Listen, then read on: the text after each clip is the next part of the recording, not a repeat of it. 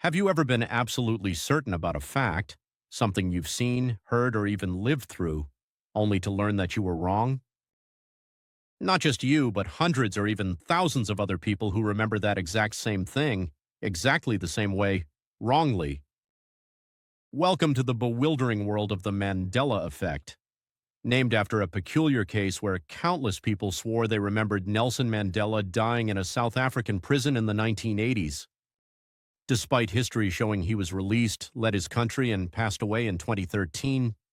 But what is the Mandela Effect really? Is it just a misstep of human memory? Or perhaps evidence of parallel universes colliding?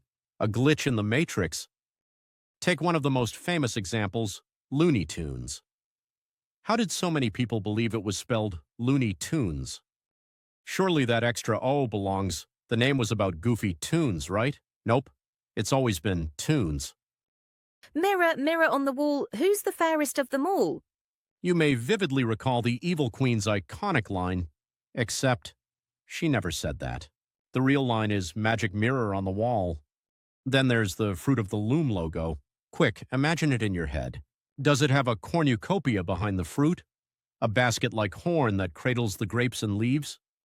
Most people swear it's right there, but here's the catch. It's not. The logo has only ever shown fruit with no cornucopia in sight.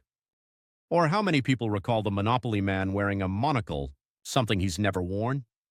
Let's start with science. Both psychologists and neuroscientists agree our memories are far from perfect. Every time you recall something, your brain isn't pulling up an accurate snapshot. Instead, it's reconstructing bits and pieces based on previous stimuli, contextual clues, and even your own expectations.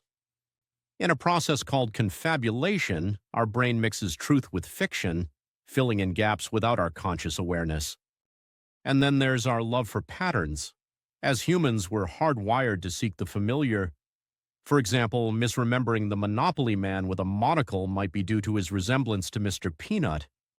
Now let's zoom out beyond the examples and explanations and ask a bigger question. What does the Mandela Effect mean?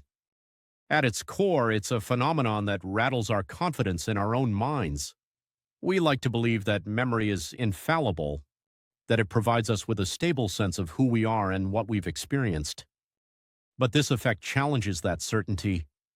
If we can't trust shared recollections, can we trust our perception of reality itself? It pokes at the boundaries between the concrete and the abstract, testing where our understanding of existence ends and mystery begins.